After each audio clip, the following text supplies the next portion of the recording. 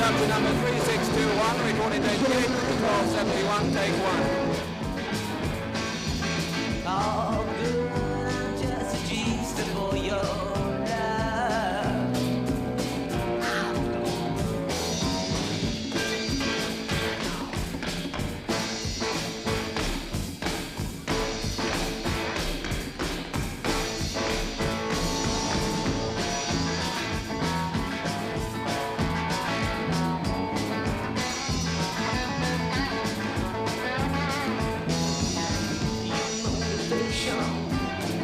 So sweet, your vibrations all burning up my feet. You're my baby,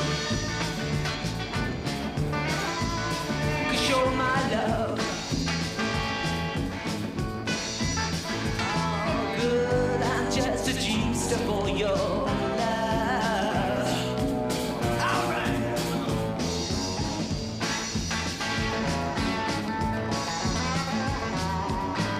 Wild winds blow your frozen cheeks.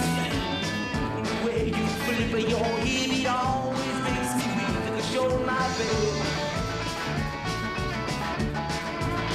'cause you're my love. Oh good, I'm just a Jeepster for your love. I said good, I'm just a vampire for your love. And I'm gonna suck you.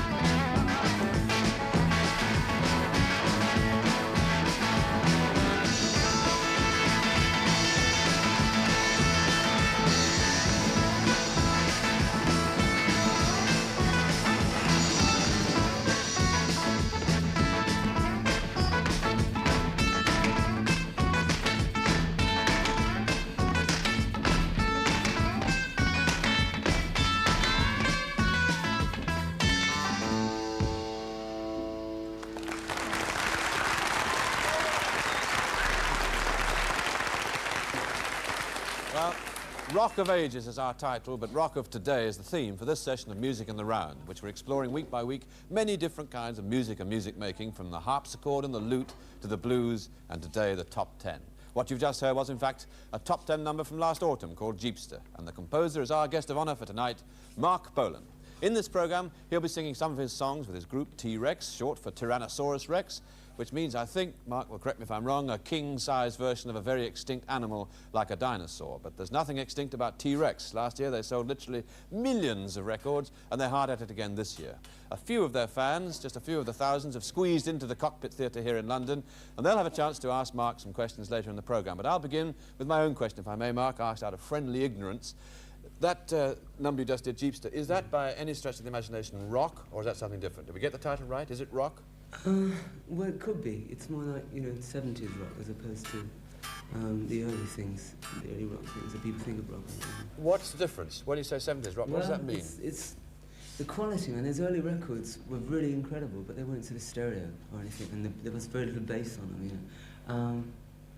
And what I'm really interested in doing is getting the excitement down that was generated, that I felt as a kid, certainly, in those things. You know, but it's a different sound. You know. When you said you felt excitement as a kid, what kind of music were you listening to then? Well, rock things in those days. You mean Bill Haley and his Comets and Little Richard and things like that? Never moved me much. Yeah, Little Richard, Eddie Cochran was incredible. Carl Perkins, Chuck Berry. That's the period you grew up in, was it? Really? Yeah, but that was the equivalent of today's underground music, really, at the time. You know, except it people, was. You know, you had sort of Burt Weedon miming on records, and those people actually played. You know, Eddie Cochran was good guitar. When did you actually start playing the guitar? I was about 17. As late as that? Yeah, yeah. And did you have lessons a long time, or did you just pick it up? Or what? No, I did it in a day. Yeah. There's encouragement for everybody. It doesn't take long. I don't believe that. No, truly. I mean, I'd gotten into, I know a few chords, but the first day I got an acoustic guitar, I wrote about 4 songs, which you still do, in fact. Why, in this kind of music, why 4 rather than 8 or 12 places? If the idea is to make a lot of exciting noise, Why stick for 4 players only? Well, you go beyond the amount of communication you can get with people after a while. I started out, just with 2 people, and slowly I augmented it when I thought I could cope with it. But I enjoy working with perhaps a string section. So there's a lot of people. I wouldn't want to have that responsibility of having to work with them all the time. But this is your basic T-Rex group of 4 players. Sure, drums, yeah, and it's a question of economics as well, believe it or not. I mean, to go on the road is incredibly expensive. We have to find a grand a week before you even play. It's just with people and well, we'll come back to how the music gets put together in a minute. But first of all, you put together a program which shows different kinds of music that you make. And the next number is called Cadillac. And I noticed that several of your songs make references to cars. The one you just did, Jeepster, earlier on, there's a verse about, I wrote it down, just like a car, you're pleasing to behold, I'll call you Jaguar if I may be so bold. I meant the animal, actually. I see. But I noticed in another of your lyrics, you say, I'll buy you a car and then I'll throw it away later. But is car very important? Are cars important? Cadillac, I mean, I've got that from an amazing car which someone gave to me at one point. An old Cadillac, which was a work of art. It was a masterpiece. As a car? I don't drive, but I mean, it's an amazing car, yeah. But this next song is called Cadillac. What can you say what it's about? It's not really about too much at all, actually. It's not about Cadillacs for a start. But we'll play it and we'll see if you can work it out. Let's hear it.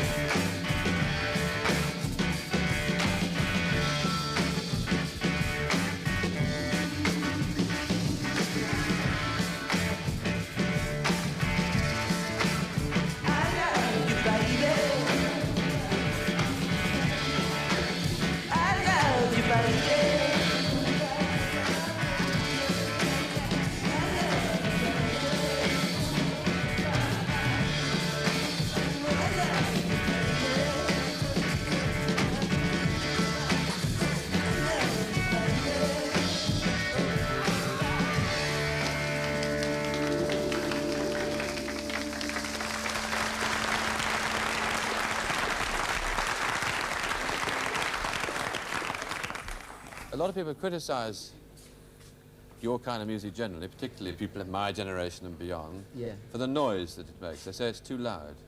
Now, you obviously don't think that, or you wouldn't play it that loud. Tell me about loud and soft in your music. Well, it's expression, you know, it's like any sort of art form. You're using volume to express yourself, really. I mean, the volume allows one to get more into the music, you know. Yes, but many people say that the music is very monotonous, that it's only loud, that it goes out. A lot of people say a lot of time. things about a lot of stuff, you know. Most of them aren't always very informed on what they're talking about. You must know, you know, rock music is easily as important as any other music. It depends. Music's the thing that one feels about and enjoys, and if one doesn't feel and enjoy it, then one shouldn't really talk about it or listen to it. Really. So what you mean by more important is that a lot of people get more pleasure and excitement from that kind of music than any other kind of music. Yeah, for sure. That. Yeah, I mean, as a kid, I hated classical music, you know. Good. Why do you have to have these huge loudspeakers? Well, basically, you know, most of the halls that we play in are very big. Consequently, you wouldn't hear the sound at all, you know. So they're just, for audiences they've of how evolved. many? For audiences of how many people? Well, you know, normally about 5,000. 5,000. We've only got 200 or 300 in here, so this is a small room, though. You know, one doesn't. You know, when the Beatles first started, they used to weenie amps, you know. But it's evolved. You know. So you have to have 200 or 300 amps, or is it watts? I mean, or is it many more than that? Yeah, well, you normally use a 100-watt amp. Yes, you know. I see. But then when you've got that enormous big sound with this very yeah, but in the hall that you're driving- playing, it's not always necessarily very loud. You know? No, it's comfortable. Relevant. All right. Yeah, right. But all the same, most of the time, it's forte rather than piano. It's loud rather than soft as well. Don't you ever long for the quietness of a unaccompanied piece? Well, you know, we do on stage. We do 4 or 5 acoustic numbers. You know, I do acoustic. But will you do one for really us? good. Sure, if you want, you can do that. Well, let's pause for a moment. Well, I know we'll have to, if you're going to play acoustic guitar, you've got to change guitars, change microphones and everything. So we'll take a quick pause. What are you going to play? Before you sit down to play, what is it going to be? It's a new song, which we're about to record soon, I think, next week, called Spaceball Ricochet.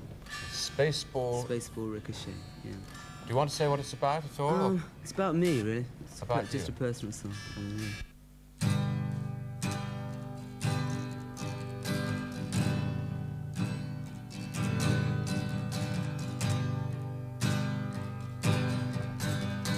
How can I live when all I do is play the Spaceball Ricochet?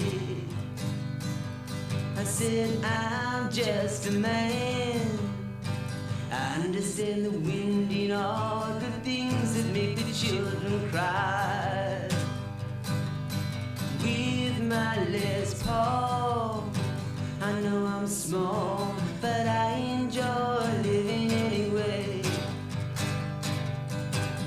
I bought a car, it was old but kind. I gave it my mind and it disappeared. I said, what can I do? We're all a zoo, all I do is play the Spaceball Ricochet, ricochet.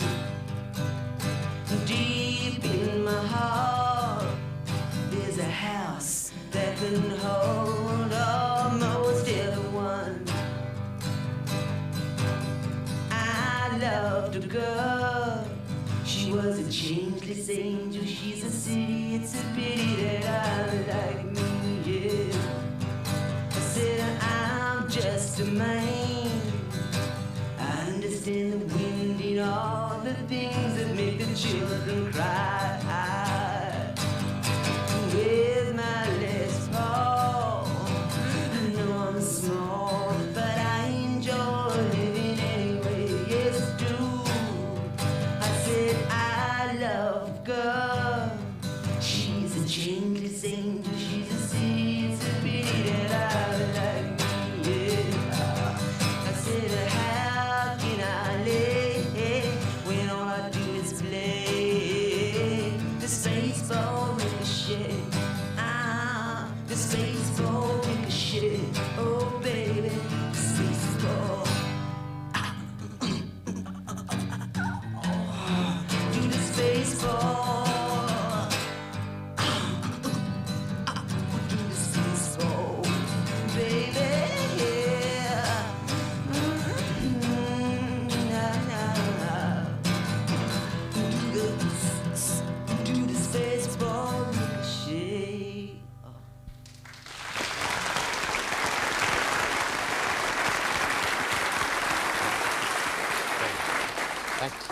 Thank you very much, Mark. Now, it's a real poem with rhymes, not simply an expression of a mood like the earlier song you sang. No, yeah, lyrically, it's probably one of the most important songs I've written, I think. I'm just a man, I understand the wind and all the things that make the children cry. It's about There's the kid downstairs. one line. I love a girl, she's a changeless angel, she's a city, it's a pity that I'm like me. Are these very autobiographical? You said it was a song about you. Yeah. There's a girl downstairs who was crying, did you say? No, the children thing was about a little girl called Lygia. There's a kid that's downstairs. Do you have a family? I don't know. No. And do you have, did you spring into poetry when you were already playing the guitar and making a living, or have you been writing poetry ever since? No, I always wrote things as a kid, you know. I used to write books and things. You used to write books? Not many kids write books. What kind of books? All people that are writers wrote as a kid. I think Dylan Thomas said he wrote, 25 books a week or something like that. Were you influenced by any poet? Is Dylan Thomas, in fact, Oh, no. I think he's a good poet, but he didn't really influence me. I haven't read that much poetry, to be quite honest. You've read a lot of words. The book you've published, the book of poems, the love of... What's the proper Warlock title? of Love. The Warlock of Love. I was going to say it the other way around. That's a book of poetry with many, many rich words and unusual words. Where have you gathered them from? I don't really know. I personally believe that, I was a previous life or something, a previous reincarnation, was some sort of bard of some sort. Because I've never, most of the things I write about are descriptions normally of places I've obviously never been to. And most of the words I write you can't find in any dictionary anyway. So, and I spell appallingly. Do you get more satisfaction out of writing poetry or singing songs? If I'm pleased with a poem, I would out of the poem. If I was pleased with a song, I would out of the song. It fluctuates, If either are good, then it's all the same to me. I can't see any difference. With people like that, they say, why don't you make music like you used to? I think I am, it's all this, I only ever made what I wanted to play, really. There's another lady up there before we move on. On the same side. Can you take that up there? I was wondering which people you thought you appealed to most, whether it was, really just young girls or if lots of people like your music. Well... Can I just repeat that for the benefit of the people on the other side? To whom does Mark Bolan appeal most? Is it just young girls, or is there a whole range of different classes, ages, and sexes? They're not all just young girls here. I mean... They are mostly young girls here, Mark. Let's not get away from the fact. I'd say there are 90% young people, girls. 200 people. I'm nothing against them. I'm just saying that they are mostly girls. It's very nice. I don't really know. I mean, I think if that was the case, we wouldn't sell LPs the way we do, really, because £2.10 or whatever it is that they charge for an album. Most young kids can't really afford that. I hope that, anyone who seriously is into music takes what I do seriously. I mean, certainly other musicians do that I know. I mean, even people that I respect, it seems that when I talk with them and perhaps work with people, that it's a mutual respect, which is artistically all I can ever ask for. I don't really know. I mean, I just do what I do because it gives me a buzz. I don't really know. I mean, you don't look like a teeny bop or whatever people call.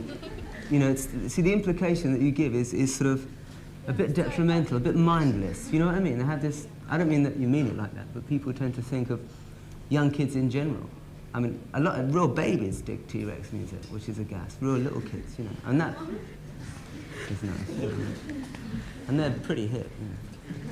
So, Mark, it's been good to have a question session, but we're really here to hear music, and as you say, get to know it and hear more of it. So what are we going to hear for your last piece? Well, a song which, when this program comes out, it will have been a single, but I think it's going to be the next single. I'm not sure. It's one called Telegram Sound. Telegram Sound. Can you tell us briefly, give us a clue to what it's about? It's about a man I met in New York. A really nice cat. Who's called Telegram Sound? Sound. Why? Because he was the one sending telegrams? Yeah. Demanded a lot of things in his telegrams. It's a sneaky. It's a secret, actually. 1, 2, 3, 4. I'm